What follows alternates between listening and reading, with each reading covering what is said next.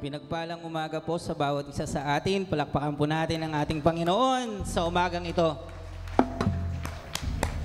Laging sabi ni Nanay, palakpakan natin ng malakas na Nanay Rachel. Yung palakpak para sa Panginoon. Sabi ko kay Kuya Julius, para tayong nasa Baguio sa Tagaytay. Diba, no? Parang may hamog, di ba? At malapit na ang Pasko. Purihin ang Panginoon sa mga kabataan. Mahirap po yung ginawa nila. Nagsabit po ng mga tinatawag na mga palumuti. At pag Pasko, syempre, di ba, nagagalak ang ating puso. Amen po ba? Parang labos sa ilo. Amen po ba? Amen. At ako ay magsisimula sa isang tanong. Ang aking tanong, pakiclick po, broken-hearted ka ba? Sige, pag sinabing broken-hearted, malimit nating maiugnay yan sa mga nililigawan, di ba? Babae man o lalaki, matapos ligawan, pinaasa at binaliwala. Aray nako, sabi nga ng mga kabataan, aray nako. O kaya halimbawang isang relasyon na akala mo forever, but it is never pala. Aray nako, sabi nga ng ilan. Pero yung broken-hearted, hindi lamang pala sa relasyon yan. Tama ba ako? Kasi yun ang malimit nating makondisyon na kapag broken-hearted ka sa relasyon, hindi pala. Kapag dumadaan pala tayo sa mga problema, say amen? Amen. Ako malakas na amen. Dumaan kami sa problema at pasensyahan nyo na ako dahil alam kong may mga tinatawag na nag-chat sa akin, hindi ko na-replyan. Totoo talaga dumaan kami sa problema, matinding problema, couple of months na pero purihin ang Panginoon. Kapag halimbawa tinatawag na mga problema ka, di ba? Hindi lamang ikaw yung may problema. Kapag halimbawa yung miyembro ng pamilya mo ay may problema, di ba? Higit sa lahat, nagkakaroon ka ng tinatawag na kabigatan at sakit ng mga puso. Tama ba? Say amen? Amen.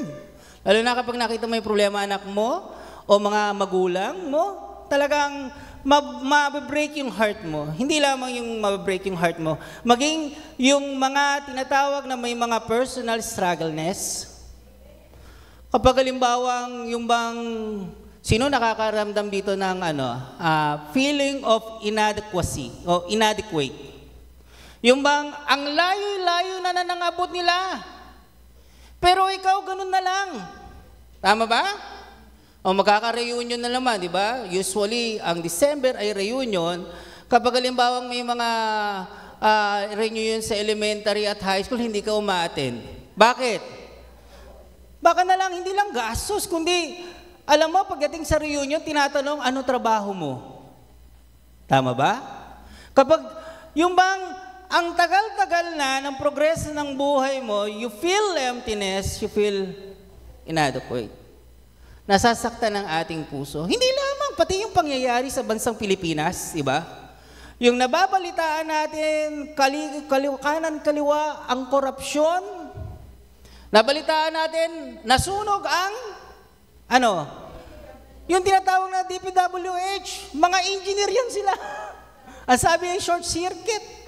Di ba? Nasasaktan ang ating mga puso. Tama ba?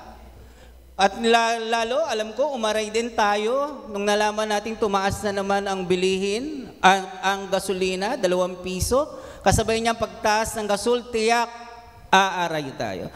There are many phases of brokenness. At lahat tayo yan, meron tayong brokenness sa buhay natin. Say amen. Say amen na malakas. Dahil nasa mundo tayo nito We have all sin, we have all flaws, we have all struggles, and we have all problem. At kung kaya't kapag may brokenness, kung nakikita nyo yung puso na yan, nakita nyo, di ba? Merong tinatawag na bitak, may uang, yung gawa ng kaaway, si Satanas, gustong-gusto yan. Kung kaya't, anong ginagawa ni Satanas sa John 10:10? Si Satanas ay, ang gawain niya, to steal and to destroy. Anong nanakawin ni Satanas? Nanakawin niya yung saya ng buhay mo at papalitan ng lungkot. Nanakawin yung tinatawag na kalusugan mo. Bibigyan ng sakit. Kapag nalungkot ka, mauwi ka sa depression. At hindi lamang yun, nanakawin ang kapayapaan mo, papalitan ng sobrang pag-aalala. Sino dito pang may problema? Sobrang nag-aalala. Say amen. Yung kapayapaan sa isipan mo, bibigyan ng takot. At hindi lamang ang gawain ni Satanas is to steal, to destroy, and to, pumatay. Sino dito laging nasa, FB? Nabalitaan nyo sa SM Sangangdaan, Caloocan? Sino nabalitaan nun? Ano nangyari? Tumalon yung babae doon sa pangalawang palapag. Dahil sa malaking problema, tinapos niya yung buhay niya. Hindi lamang yun. Doon sinabi ko, di ba, nung ako'y nag-preaching, may sikat na boksingerong nagpakamatay. And after ng mga 2 linggo, may isang sikat na anak ng celebrity nagpakamatay.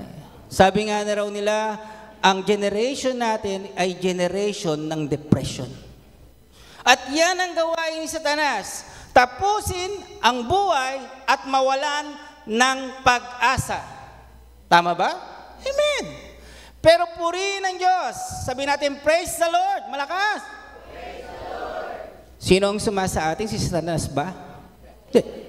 Ang suma sa atin ay sino? Si Kristo. Tanong ko sa inyo, broken-hearted ka ba? Ako nagsabi amen. Broken-hearted ka ba? Sinabi sa awit 34 verse 18, that the Lord is closer. The Lord is near to those who have broken-hearted and save a crushed spirit, a contrite spirit. Sa Tagalog po, si Jesus ay malapit sa mga durog na puso at inililigtas ang wasak na kalooban. Sa 19, sinabi pa doon na ililigtas ng Diyos ang mga matuwid sa lahat ng kanilang mga suliranin. Uulitin ko, may suliranin ka ba? Say amen? Ililigtas tayo ng Panginoon. Bibigyan tayo ng solusyon. Say amen.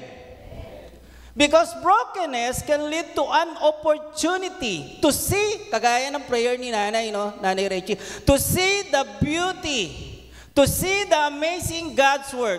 Makikita natin kung gaano kabuti, kamangha-mangha ang Diyos nating sinasamba at pinagtitiwalaan. Say amen. We can see the brokenness that leads to dependency to the Lord. Sa Diyos lamang tayo didepende. Kasi yan po ang ating pag-aaralan, kailanman may pag-asa tayo. Say amen. Dahil may Diyos tayo, say amen.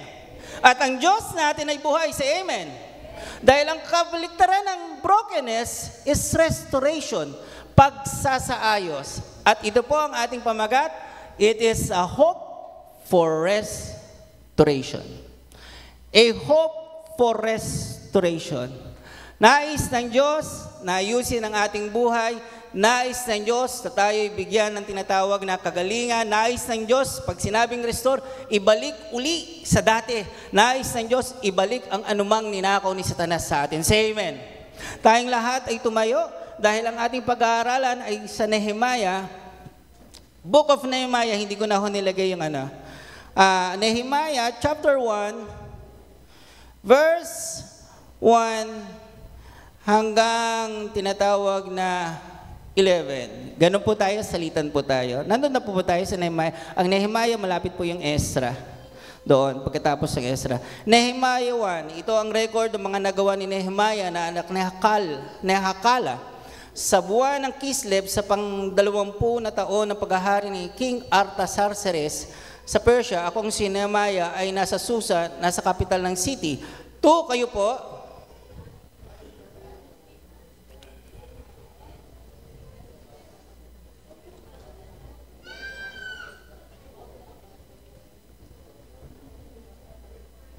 sa 3, ganito po ang sinasabi, sabi nila sa aking sabi nila sa akin, hirap na yung mga nakaligtas sa pagpapatapon at napapahiya sila doon sa lugar nila. Tapos, giba-giba pa yung pader ng Jerusalem at sunod yung gate ng city. 4 kayo po.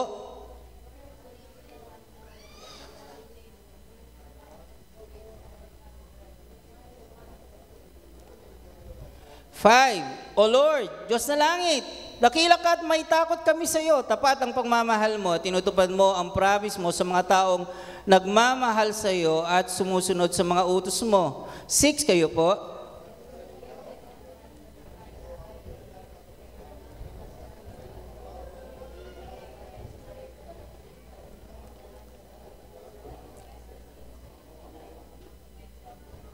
Seven, napakasama na nagawa namin laban sa iyo at hindi namin sinunod ang mga utos at batas na ibinigay mo kay Moses sa servant mo. 8 kayo po.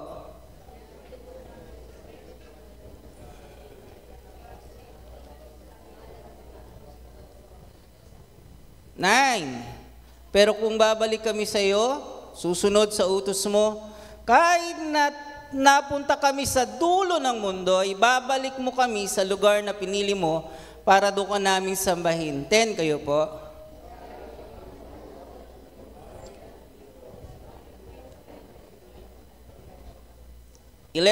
Sabay-sabay po tayo. Pakinggan mo ang prayer ko at mga lingkod mo na gustong magbigay ng honor sa pangalan mo. Gawin mo pong successful ang pakay ko ngayon at sana maawa ka sa aking hari. Nung time na yun, ako ang nataga-serve ng wine ng hari. Tayong lahat ay yumuko at patuloy nating idulog idulog sa Panginoon ang gawain na ito. Aming Ama, lubos ang aming pasasalamat sa iyo. Biyaya lamang kung bakit kami nabubuhay. Salamat. Kailanman hindi ka nagkulang sa pagpunan ng aming mga pangangailangan. Salamat, Panginoon, sa lakas na ibinibigay mo. Nagagawa naming mabuhay dahil yan, Panginoon, sa laki ng pag-ibig mo sa amin, Panginoon. Kaya naman ang aming puso, Panginoon, ay nag-uumapaw ang aming kagalakan, ang aming intensyon o ang aming nais ngayon, ang itaas lamang ang iyong pangalan. Kagaya ng aming inawit, Lord. Karapat dapat kang purihin, karapat dapat kang sambahin, karapat dapat, Panginoon, pag-alayan ng mga awitan, karapat dapat na paglingkuran sa hari ng mga hari at Panginoon ng mga Panginoon. Lahat ng tuhod ay luluhod sa iyo. Kaming iyong nilikha, kaming binigyan mo ng karapatang maging anak, Panginoon. Tumawag sa iyong pangalan, Panginoon. Kaya naman, Panginoon, maghari ka sa amin, Panginoon. Hinihingi namin na banal na Espiritu, Panginoon, kagaya ng sinabi ng iyong salita, ibubuhos mo ang iyong Espiritu sa amin. Sa gayon, Panginoon, ay tunay nga ang makayanan namin at masunod namin ang iyong mga utos. Bibigyan mo kami, Panginoon, ng bagong puso. Bibigyan mo kami ng bagong isipan, Panginoon. Kaming iyong bayan, Panginoon, ay patuloy aasa sa iyo. Hindi lamang sa tinapay na bubuhay kami, Panginoon. Higit sa iyong salita, Panginoon. Tunay nga, Panginoon, pinagkakatiwala namin ang araw nito. Ang araw nito ay special sa iyo, para sa iyo, Panginoon. Kaya maging ang aming pakikinig, Panginoon, ay tandayan ng pagsamba, Panginoong Hesus. Hayaan mo, Panginoon, mangusap ka, buksan mo ang aming puso't isipan. Hayaan mong madakila ang iyong pangalan lamang. Ma-honor namin ang pangalan mo. Kailan pa man, tunay nga dakila ang aming Ama. Salamat sa banal na Espiritu at sa Diyos na nag-alay ng kanyang buhay. Sa pangalan ng ating Panginoon Hesus. Lahat ng makikinig ay magsabi ng malakas na Amen. Palakpak para sa Panginoon. Bigyan muna natin ng background. Una sa lahat, maraming beses nang naituro ang Nehemiah. Tama ba? Alam ko, natandaan ko na ituro na ko na ito, siguro mga 5 years o 6 years. Then si Manay Rachel, alam ko na ituro na rin itong Nehemiah. Ezra pala. O kasi ang Ezra ay part ng Nehemiah. Si Pastor Jeff, naituro mo rin ito, no? Naituro na rin. At si Bishop, maaaring naituro. Pero bigyan muna natin ng background. Sino dito ang nagbabasa ng devotion sa Amen ng malakas? Diba? Pinropesy ito ni Jeremias. Ang bayang Israel ay masasakop ng sinong sumakop nga sa bayang Israel, dumurog ng kanilang mga tinatawag na wall, at dumurog ng kanilang gate at nagsunog, ang walang iba kundi ang bansang Babylonia. Sino yung hari? Haring Nebuchadnezzar. Diba? Nangyari dahil sa katigasan ng ulo. Ulitin ko ulit. Dahil sa pagsuway ng bayang Israel, sumamba sila sa iba't ibang Diyos, Diyos-Diyosan, hindi sila naging makatarungan, nilimot nila ang Diyos, inayaan ng Diyos was akin. Pakiclick po dun sa unahan. Nakita po natin, sinakop sila ng Babylonia. At yan po ang nangyari. Sunog, durog, yung nagpoprotekta sa kanilang mga wall. Kung makikita natin, during the time ng Nehemiah, ang Israel ay literally broken. Physically broken. Ang wall nila ay broken. Kapag wala yung wall, pakiclick po, sa paligid po yan po yung nagpro-protekta po sa kanila. Kung wala palang wall, anong mangyayari? Sabi doon, they have a broken lives. They live in fear. They live in misery. At anytime, pwede silang tambangan, sakupin ng kanilang mga kaaway. At anytime, pwedeng nakawin yung mga mahalagang bagay sa kanila. At hindi lamang yun, nakita natin, nabasa natin, tinutuya sila. Bakit? Yung Israel ay glorious city. Tama ba? Piling bayan ng Diyos. Masagana ang Israel? Amen. Pero dumating sa punto, in the lowest ng kanilang buhay, dumating sa punto, sila'y naging kahihiya. Kaya anong nais ng Diyos? I-restore ang bayang Israel. At sino nga ang ginamit? Walang iba kundi tanong ko, si Nehemiah ba ay nasa Israel? Wala. Nasaan siya? Nasa lugar ng? Anong sumakop sa Babylon? Persia. Oo. Yung Persia sumakop sa Babylon, kaya nga nagkaroon ng decree si King Cyrus, ang gawin, palayain na bumalik. At 50,000 lamang ang bumalik sa Jerusalem. Almost 2%. Bakit? Maganda na ang buhay nila sa Babylonia eh. Yung iba 900 miles matatanda, hindi na pwedeng bumiyahe. 50,000 lamang. Ginamit si Nehemiah at si Nehemiah naglilingkod sa Persia, si King Artaxerxes. Artaxerxes ba? Yung basta. Artaxerxes. So, yun na, bahala na kung anong-ano. Di ba sa hari ng tinatawag na Persia. At anong nangyari? Israel have broken city, have broken lives. At tingnan natin si Nehemiah 6, verse 6 to 14 to 16. Sige, ano nangyari? 15 to 16. Natapos ang pader ng pang 25 araw na buwan ng Elul, inabot ng 50 days ang pagkatrabaho. Na-restore yung pader. Nang marinig yung mga kaaway namin na nakalibot sa bansa, natakot sila at napahiya, alam na kasi nila na nagawa namin ito sa tulong ng Diyos. Hindi pala naging sad story yung Nehemiah, yung restoration ng wall. Naging happy ending ang kanilang istorya. Say amen. Sige nga, tapakin mo yung Maaring nasa sad ka ngayon, sabi mo, ang nais ni Lord ay happy ending ang ating buhay. Kasi na-restore yung wall, na-restore yung buhay ng Israel emotionally, physically, at mentally. Sinong gustong ma-restore, maayos ang buhay? Say amen ang malakas sa Panginoon. Amen! Ako gusto kong ma-restore kasi wala pa sa atin ang full restoration. Pag sinabi mong I'm fully restored, you are full. Bakit? The one only na merong ultimate restoration ay doon ka na sa langit. Tama ba? Kasi hindi ka perfecto, kaya kailangan araw-araw kang nire-restore ng Panginoon. At anong nangyari? Nag-magic ba? At ang pader ng Jerusalem ay at bumagsak sa langit. Pasensya nyo na po ako kasi ako po ay isang Sunday school teacher. Kaya puro picture po ako eh.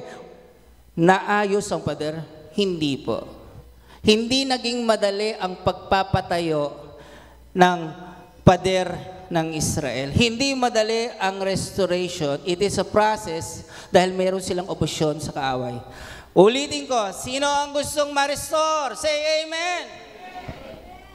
at ituturo sa atin ng Panginoon. Ang unang bagay na nakita ko ho dito at pinahahatid sa atin ng Panginoon, doon sa Nehemiah chapter 1, basahin natin, di ba? Dumating si Hanani na kanyang kapatid. Dumating ang isa sa mga kapatid si Hanani, kasamang ilang ng mga taong galing sa Juda. Tinanong niya patungkol sa Jerusalem. Ang sabi ni Hanani, hirap na hirap yung mga nakaligtas sa pagpapatapon at pinapahiya sila sa lugar na yun. Tapos giba-giba pa yung pader ng Jerusalem at yung nasunog yung gate ng city. For, nang marinig ni Nehemiah, ano nangyari? Umupo siya at napayak. Kapag may problema ho ba tayo, kung minsan nangihina tayo at napapayak, say amen. Normal po yan. Ulitin ko, si Nehemiah na great man of God, napaupo at napaiyak. Pero ang tanong, nanatili ba siya? Hindi. Ilang araw siyang nagluksa at hindi kumain. Ang unang bagay na nais ng Diyos para maayos ang ating buhay, nag-pray ako sa Diyos na langit. The number one is to pray to God. Pray. Ulitin ko, ang mood ni Nehemiah nalungkot at nanghina. Nung nag-pray siya sa Panginoon, ano yung prayer niya? O Lord, Diyos ng langit, dakila ka at may takot kami sa iyo. Tapat ang pagmamahal mo at tinutupad mo ang promise mo sa mga taong nagmamahal sa iyo at sumusunod sa mga utos mo. Ang unang kalalagayan ni Nehemiah, nung nag-encounter niya yung problema, ng hina at nalungkot. Pero biglang nagbago nung siya ay nag-pray. Yung panalangin ni Nehemiah ay puno ng pasasalamat at pagpupuri. Say amen. Pinuri niya ang Panginoon. Sinabi niya, O Diyos, na dakila at makapangyarihan, that you are great God and awesome God. Sinabi doon, sa Philippians 4 verse 67, nag-aalala ba tayo sa ating mga problema? Say amen. Amen. Ako nag-aalala. Pero sinabi doon, do not be anxious about anything. But, ano sinabi doon? In every situation, sa lahat ng sitwasyon, anong sinabi ng utos doon? Pray. Plead your requests to the Lord. Anong mangyayari? And the peace of God will transcend all understanding and guard your heart and your mind in Christ Jesus. Say amen. Nakita nyo that prayer changes the atmosphere. That prayer, binabago niya, nare-renew ang ating isipan. Say amen. Amen po ba? Anong sinabi ng Panginoon? Pray, pray, and pray. Tanungan natin, sige, maging tayo. Lapatan natin ang ating sarili sa istorya. Mabigat ba ang problema ni Nehemiah? Mabigat. Meron mong nag-preach na civil engineer na pastor. Ang isa sa pinakamabigat na trabaho ay mag-renovate. Tandaan natin, almost 100 years nang yung wall. Noong nakaraan, nag-renovate ako, nirenovate ko po na yung ceiling namin. Para lang ako yung makatipid, ako na nagbakbak. Kapiraso ho. Yung kapiraso, inabot ako ng ilang oras. At yung mukha ko, dahil yung dumi ng ceiling, lahat yung dito ay tumapon sa mukha ko. Ang hirap. Mahirap ba ang kanyang problema? Mahirap. Tandaan mo natin, hindi sila magkakakilala. Liban lang sa pamilya ni Nehemiah. Tama ho ba ako? Hindi sila magkakakilala. 100 years, marami na doon ang namatay. Tama ba ako? Yes. Yung humawak ka ng maraming tao, mahirap ba? Iba't iba ang ugali. Kung minsan nga, makikita yung mga nanay, di ba? Nakikita mo yung mga nanay, taas-taas na yung mga tinatawag na buhok sa hirap ng pagpapalaki sa anak. O yung iba, inayos pa yung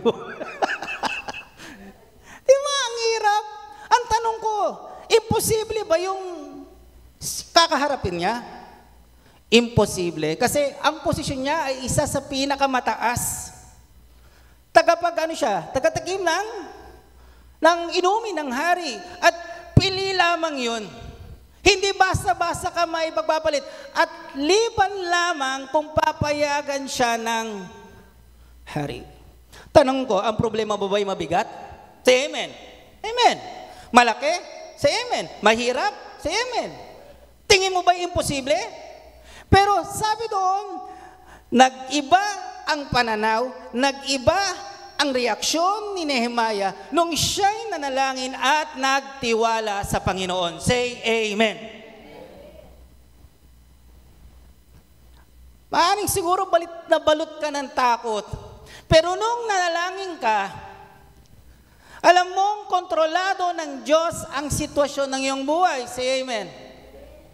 Alam mo na mas malaki ang Panginoon kaysa sa iyong mga pangangailangan. Kung maririnig nyo lang, laging sinasabi ni Pastor Jeff at gayon din ni Bishop, ang sinasabi sa atin, we should pray more. Say amen? Kapag tayo nanalangin, inaamin natin sa sarili na hindi natin kaya. Tama ba? That brokenness lead to depend more in the Lord. Hindi natin kaya, dumedepende tayo lamang sa ating amang nasa langit. The more na nagpe-pray tayo, the more na nagbibigay sa atin ng kagalakan, the more na nagbibigay sa atin ng kalakasan, the more na nagbibigay sa atin ng katatagan. Kaya ito ang sinasabi sa Panginoon, sinasabi ng Panginoon sa atin that we should pray more. Kapag tayo ay nananalangin, it can lead to us to be humility. Nagpapakumbaba tayo sa Panginoon. At higit sa lahat, inaamin natin na ang lahat ng bagay na nangyari sa atin ay bunga ng ating mga kasalanan. Say amen. Kaya nga doon sinabi, the Lord is closer to those who have broken-hearted, nagpapakumbaba, and save a contrite spirit. A contrite spirit, yun yung nagsisisi sa kanyang mga kasalanan. Say amen. Because prayer, God works. Tama ba? Say amen. Saan si Sam? Alam mo Sam, binugbog ka ng nanay mo eh. Oo, tanongin mo sa kanya, binugbog ka ng nanay mo sa prayer. Yes! Nagkakaroon ba ng kaganapan ng panalangin ni Sister Jelly? Dahil naniniwala siyang ibibigay ng Panginoon sa kanya. Pinangawakan niya yung pangako. Si Tatay Boy, binugbog ka ni nanay. Linda, mga bagay na hindi mo kayang kontrol. Tanong ko, kaya bang baguhin ni nanay ang puso ni Tatay Boy na pumunta dito? Hindi niya kaya. Binugbog sa panalangin at anong nangyari? Sinagot ng Diyos? Say amen. At maging yung pamilya ko, binugbog ko yan sa prayer. Hindi ko kaya. Marami sa atin ang nagsabi na ang Diyos ay sumasagot sa panalangin. Say amen na malakas. Amen. Then the Lord says, huwag kang tumingin sa sitwasyon. Kasi kapag tiningnan mo yung sitwasyon, manghihina ka at malulungkot. Huwag kang tumingin sa tao. Hindi nasabi ni Nehemiah, bakit nyo pa ako piniperwisyo? Di ba't kayo ay nakatira dyan sa Israel? Kayo na dapat na muna. Tama ba? Pag tumingin ka sa tao, madidisappoint ka. Tama ba? Huwag kang tumingin sa sarili mo. Kapag tiningnan mo ang sarili mo, hindi mo kaya. Pero kapag tinangnan mo sa Panginoon, tiningin mo ang Panginoon, tiningnan mo at pinagtiwalaan mo, kaya yan ni Lord, kaya yan ni Lord. Say amen. Kaya ang bayan, sinasabi sa atin that we should pray more and believe. Sabi doon sa Matthew 21, whatever we pray, we must believe na ibibigay sa atin ng Panginoon. Say amen. Pinuri niya ang Panginoon. Sinabi niya doon na ikaw ang Diyos na mapagmahal. Tinutupad mo yung pangako na ikaw ang Diyos na nakikinig sa aking mga panalangin. Kuminsan, di ba, yung may mga mag-asawa dito, sino dito nagsasabihan ng kanilang mga tinatawag na ng mga saloobin? Mga mag-asawa nag-uusap paggabi. Say amen. Di ba minsan, yung mga pag-uusap mo, di ba, alam mo, ganito nararamdaman ko, alam mo, pagtingin mo sa katabi mo sa asawa mo, tulog na. Sino dito nakaka-relate? Ha? Di ba, yung mga mag-asawang pagtingin mo sa kakasalita mo, tulog na yung katabi ng asawa. Pero never na natutulog ang Diyos. Kahit madaling araw. Minsan, di ba, yung mga asawa mong lalaki, no? Pag galimbawang medyo naiiyakan, sasabihin ng asawa mo, napaka-KJ mo. Konting bagay lang yan. Pero never na nagsalita ang Diyos sa'yo ng KJ. Gusto nga ng Lord yan. Sinabi ni Bishop, di ba, sabi doon, draw near to God. Come. Ikaw mismo, ilapit mo yung sarili mo kay Lord. Then the Lord says, you want to restore maayos mong buhay mo? Then come to the Lord. Pray more. Iyon yung bagay na nais sa atin ng Panginoon. Pangalawang bagay na nakita ko, boss, nandiyan po ba tayo sa amen? Tanungin ko kayo, pangalawang bagay, Nehemiah help others. Doon sa chapter 3, verse 2, verse 8, nag-motivate siya. Nakita nyo na wasak ang mga pader, kalulunod-sunod ang ating kalagayan, muli nating itayo ang moog. Sabi ng mga maraming Israel, magsimula tayo. Minotivate niya. Tanungin ko kayo personal. Sige, sumagot tayo base sa ating talagang personal. Kung ikaw si Nehemiah, tanungin ng malakas susunod ka sa Diyos, say amen. Malakas, say amen. Si Nehemiah, ang posisyon niya, wine bearer. Ang posisyon yon ngayon ay executive secretary ng presidente. Malaki sahod mo? Malaki. Luxurious ba ang buhay mo sa lugar na yun? Luxurious. Baka nasa kondo ka pa nga, ang ganda ng buhay mo. Ipagpapalit mo ba ang comfort ng buhay mo sa pagsunod sa Diyos doon sa mahirap na trabaho? Say amen ng malakas. Diba konti na lang? Pero malaki ang puso ni Nehemiah. He helped others. Tinulungan niya yung kanyang kababayan. Sumunod siya sa Panginoon. Nehemiah chapter 3, napakagandang tingnan. Isa sa mga storya na gustong-gusto ko, kahit bata, matanda, babae, nagtulungan sa pamilya-pamilya sa pagtatayo ng pader. Sabi doon sa unang Juan 3 verse 17, sino mang may kaya sa buhay at nakita niya ang kanyang kapatid na nangangailangan, anong gagawin? Pero kapag hindi mo tinulungan, ang sabi sa'yo, masasabi mo bang iniibig mo ang Diyos kung hindi mo tinutulungan? Mga anak, huwag lamang kayong umibig dahil sa daldal o salita, kundi umibig tayo, 3 verse 18, sa pamamagitan ng gawa. Na-restore yung community. Binanggit rin ni Mami Rechi, restoring our community. Sabihin natin sa katabi natin, may magagawa ka. Ang tanong, yung bang mga kapatid natin, mga kapitbahay natin, o yung mga kaklasmate natin, tinutulungan ba natin silang ilapit sa Panginoon? Tingnan mo, humina na. Nakita ko ito sa isang Facebook, si Mark Bustos. Sinong kilala si Mark Bustos? Si Mark Bustos ay isa sa mga elite na hairdresser. Siya ay isang hairdresser. Pakiclick po. Sino mo nakakilala niyan? Meron siyang tinatawag na 2 parlor sa New York at kapag nagpagupit ka dyan, kulang-kulang 10,000.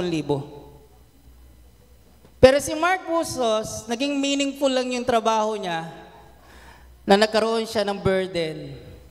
Sabi niya, every Sunday ay nagugupit siya doon sa mga tinatawag na mga homeless people. Pakiclick po. Kahit saan siya pumunta, sa India man at sa bayang Pilipinas, ginugupitan niya ho ng libre. Walang bayad. Kung makikita mo yung mga picture doon, nakagiti. Dahil yung kabutihang ginagawa mo ay nagbibigay ngiti, kasiglahan, kalakasan at pag-asa sa mga taong nakakatanggap. Say amen. Amen. Restoring community. Dahil ngayon, ang mga tao ngayon, maat pa. Ano yung maat pa? Malay ko at nangyari ba sa Nehemiah yan? Nangyari, Nehemiah 5. Anong ginawa ng mga ilan ng mga leader? Sa halip na tinatawag na tulungan yung kanilang kababayan, ang ginawa ng Nehemiah 5, yung mga leader nila, pinatubuan ng malaki yung interest, tubong lugaw. Yung mga kababayan nila na nagsangla ng lupain, kinuha nila, inalipin pa yung mga anak. Naggalit si Nehemiah. Sabi nila, sa halip na tulungan nyo yung inyong mga kababayan, pinagtatawanan tayo. Kaya nagkasundo sila, tulungan at umagri rin yung mga leaders. Ulitin ko ulit, may magagawa ka para i-restore yung community. Mayroong magtataas ng question dyan. Bakit linggo? Pwede naman sa ibang araw. Linggo is a Lord's Day. Anong ginawa ng Panginoon? Alam mo, ang mga malimit magtanong, mag-rise up ng question yung mga reliyoso. Di ba? Doon sa doon sa mabuting Samaritano. Ano nangyari? May binugbog? Parang patay na yung tinatawag na isang tao. Lumapit yung isang pari.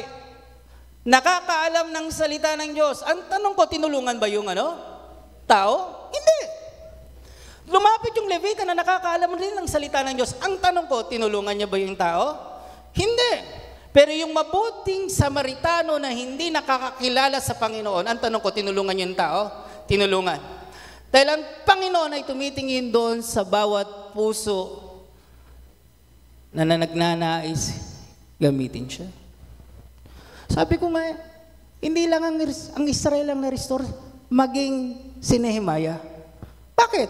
Kung bubuhayin natin si Nehemiah, tatanungin, anong pinakamagandang achievement mo sa buhay? Sasabihin ni Nehemiah, hindi yung posisyon ko sa Persya. Hindi yung sahod ko sa Persya, hindi yung pagkakilala sa akin, kundi ang pagtupad ko sa kalooban ng Diyos. Say amen. Kumakatok ang Panginoon sa atin. Sabi, kung kaya mo lang tumulong, may kakayahan ka. Tulungan mo yung kapatid mo. Kapag hindi mo tinulungan, ang sabi doon, masasabi mo bang mahal mo ang Diyos? Hindi. Ipakita mo ang pagtulong sa gawa. Malimit ang tao, sasabihin, wala akong. Tama ba? Yan din ang sinabi ni Pedro Nung nakita niya yung manlilimos, wala akong. Pero meron ako, ibibigay ko sa iyo. Alam natin yan. Anong sinabi niya sa manlilimos? Pakiclick sa Acts 3. Sige, Acts 3. Meron ako sa pangalan ni Jesus na taga Nazaret, lumakad ka, bumangon ka at lumakad. Say amen. Hindi tayo mawawalan ng kung ano pwede dahil meron tayong Diyos, meron tayong Jesus. Say amen. Kaya anong nais ng Panginoon? Yung mga relihista, ipinoproklama nila ang pagbagsak ng Pilipinas, ang kanilang against sa kanilang Pero tayong mga Kristiyano, dapat din maging buhay sa paghayo ng salita ng Diyos at sabihin si Kristo. Say amen. Ito na yung panahon. Sa mga bata, sa kabataan,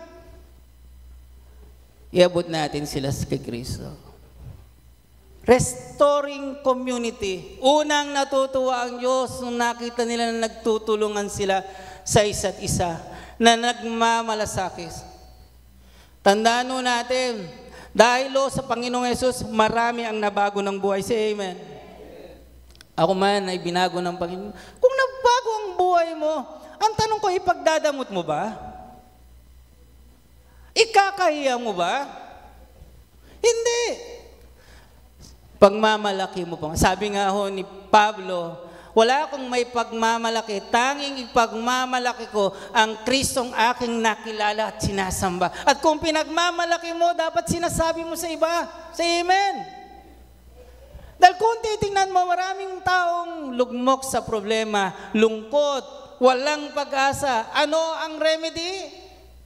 Walang iba kundi ang salita ng Diyos. Because the Word of God is the center of restoration. Tama ba? Yes.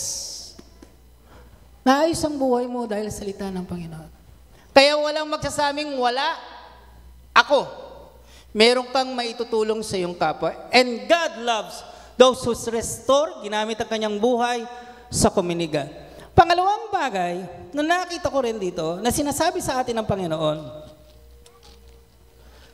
ito na nangyari. Habang sila'y nagtatayo, masaya silang nagtayo.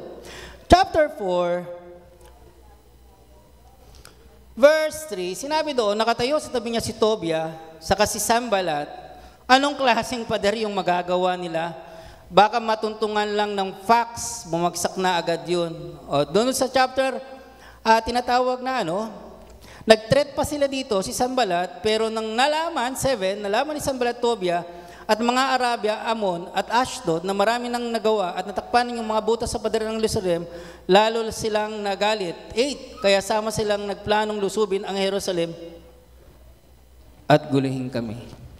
Sa Nehemiah 4, verse 4, gayon din 7 to 8. Tanungin ulit natin yung mga sarili natin. Alam nyo, ang isa sa maganda sa istorya, dapat ilalagay mo yung sarili mo. Kung ikaw ay nasa tuktok habang naggagawa ng pader, tapos may nakatutok sa iyong palaso, tanong ko sa iyo, titigil ka bang gumawa?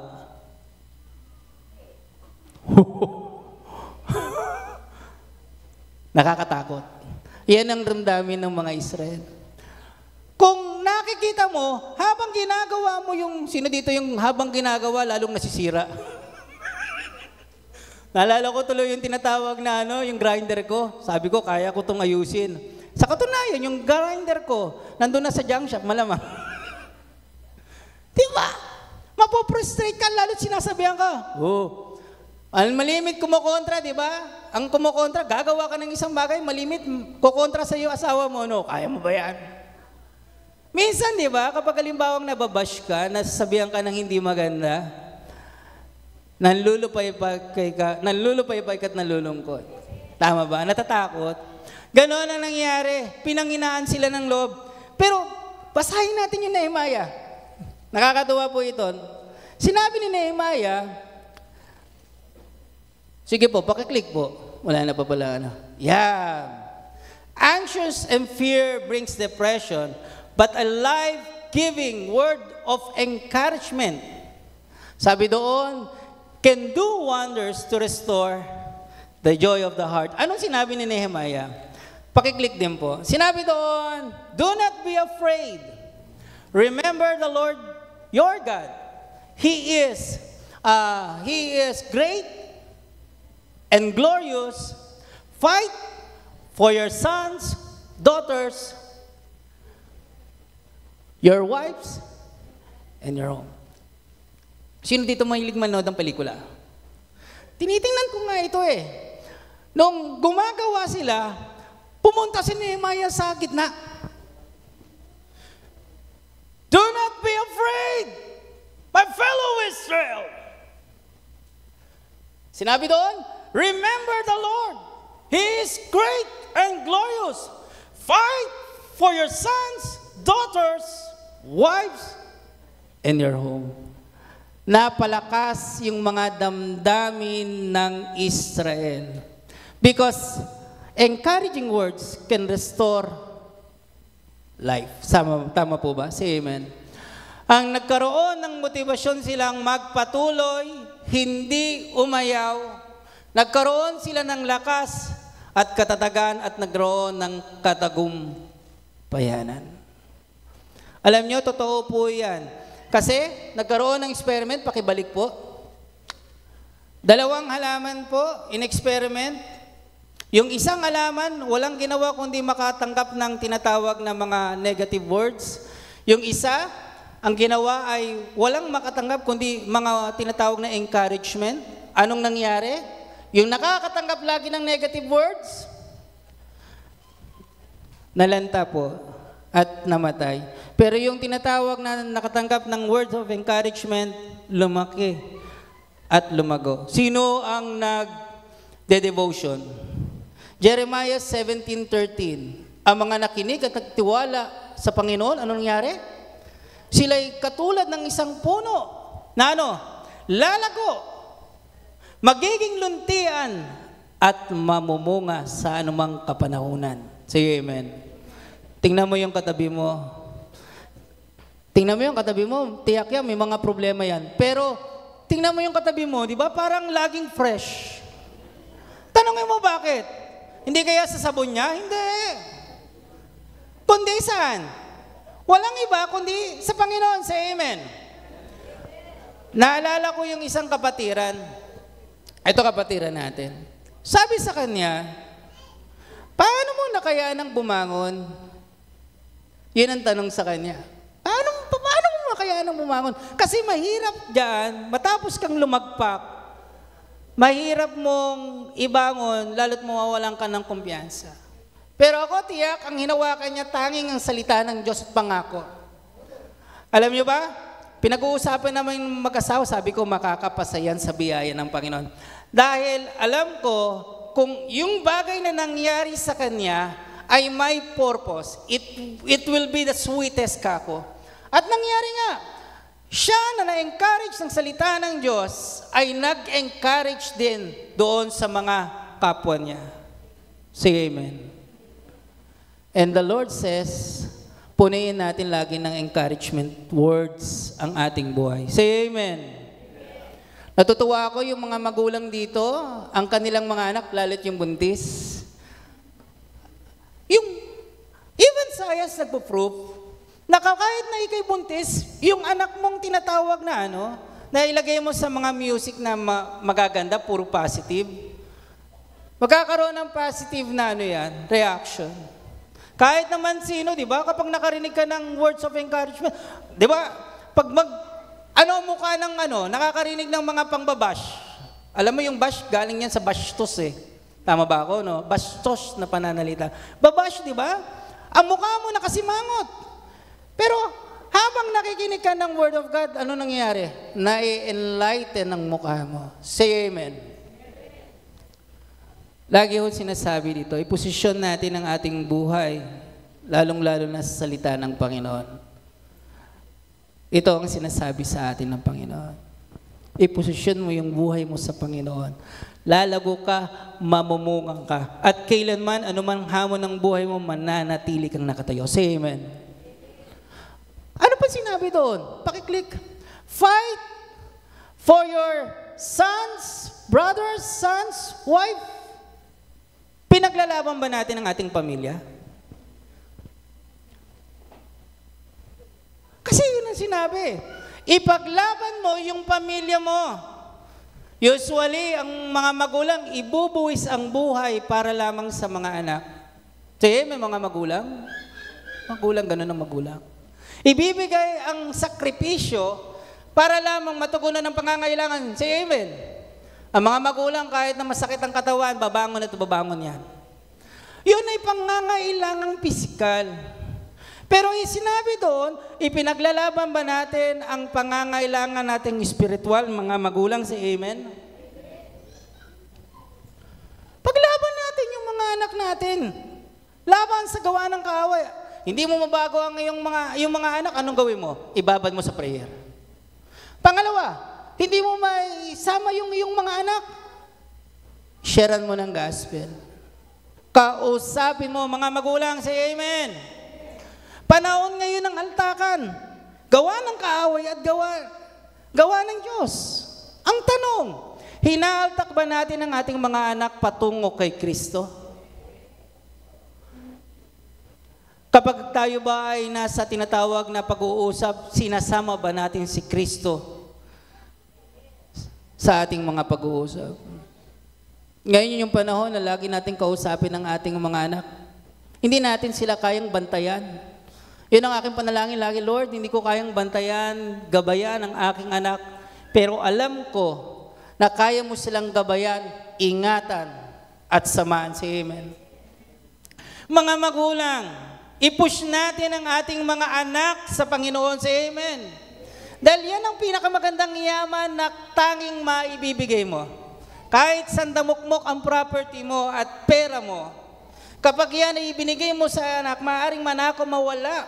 Pero yung salita ng Diyos, kailan may hindi mananakaw at mawawala. Sabi doon, turuan natin sa dapat niyang lakaran at walang iba kundi sa pamamagitan kay Kristo. Say amen. At ito ang sinasabi sa atin, position our life, encouraging word, and fight for our family. And the last one, pinakaugat ng lahat ng problema ay ang pagsuway. Kaya ang restoration, ang remedy yan, kagaya rin ho kanina ng prayer ni Nanay Richie sa atin, magbalik loob na tayo sa Panginoon. To obey in the Lord. Sino dito? Yung bang nagkaroon ka ng problema, no? Tapos ang problema mo ay parang lang paulit-ulit. Si Ate Lily, yung mga dinadala niya dito, minsan sinasabihan ko, oh, ikaw na naman. Ano na naman ang nagawa mo? Kung ano yung problema niya noong nakaraan, yun din ang problema. Sabi ko, tumating ba sa point ng buhay mo para bang nagsasawa ka na? Yun na naman. Yun na naman. Ito na naman yung sakit. Ito na naman yung nangyari sa amin. Paulit-ulit.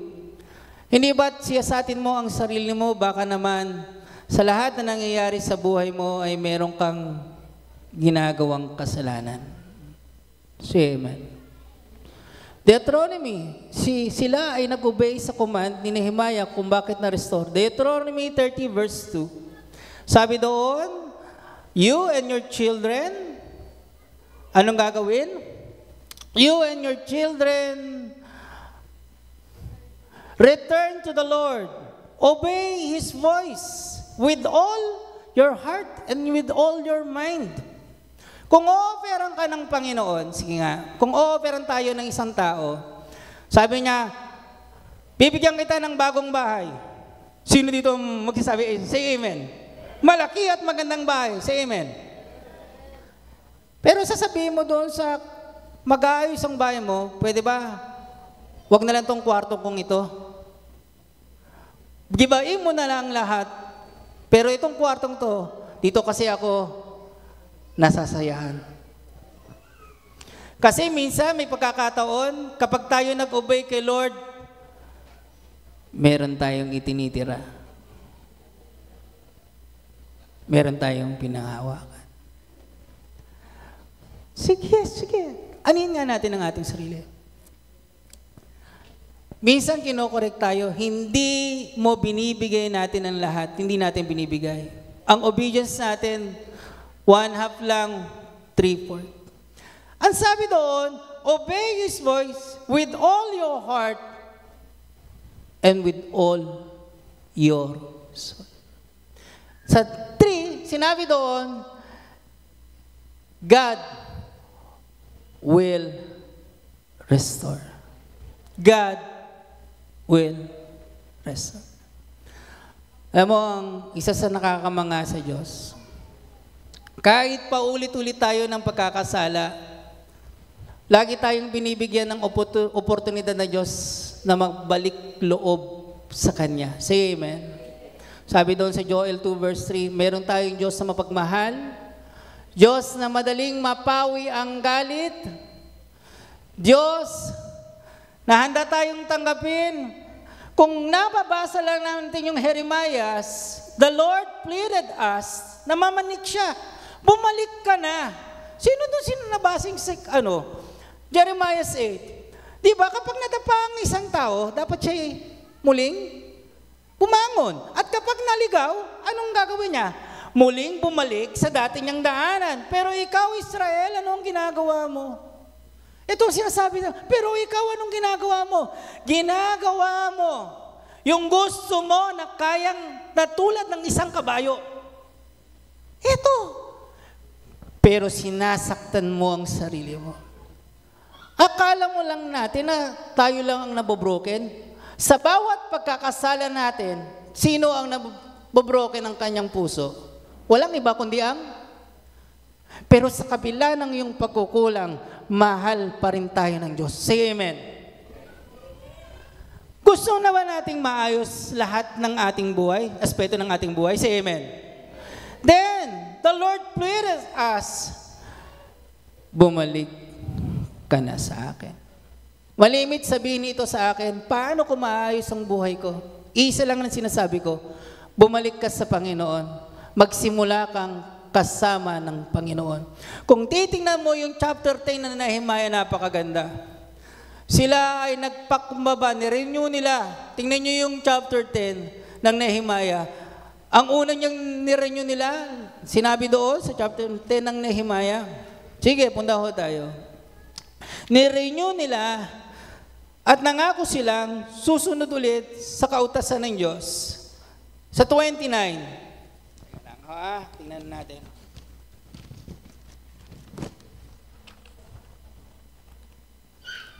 Doon sa chapter 31, sabi nila, sa kasunduan, pahalagaan na nila yung Sabat.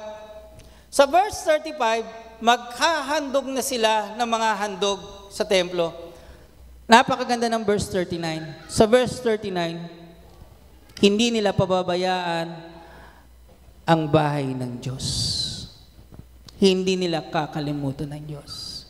Dahil alam nila, ang restoration ay magmumula lamang sa Panginoon, hindi sa kanilang mga sarili. And the Lord says to us, balik na. Balik na. Hinihintay tayo ng Panginoon na bumalik tayo sa Kanya. Mahabagin ang ating Diyos. Siya ay Diyos na nagmamahal sa atin ng taos at wagas. Kaya naman, ang sabi sa atin, gusto ba natin magkaroon ng restoration sa ating mga buhay? Say amen. Restoration sa bayan natin to. Say amen. 4 na dapat na gawin. H, ano sinabi doon? Help others. Alam niyo po yung ministry ng children at ng youth, kami po ay nag-outreach sa mga bata at mga kabataan. Meron po kaming program ngayon. Yung piso mula sa puso o kahit anumang maging tinatawag na ilagay sa puso sa inyo ng Panginoon. May battle po dyan, doon sa likod. Pwede po kayong maging bahagi sa pagbibigay ng pag-asa sa mga bata at ilapit sila. Then, yung tinatawag na anong ibig sabihin? The path of restoration, we must obey. Obey by 1/2, 3/4, full obedience. MP, ano sabi ni Lord? Araw-araw, dapat yung position mo lagi ang sarili mo bawat araw na makarinig ng encouraging word. Restoration comes. Yan ang nangyari sa bayang Israel. At yan ang mangyayari sa atin. Bumalik na tayo sa Panginoon. Ang lahat ng papuri at parangal tanging sa Panginoon lamang at wala nang iba.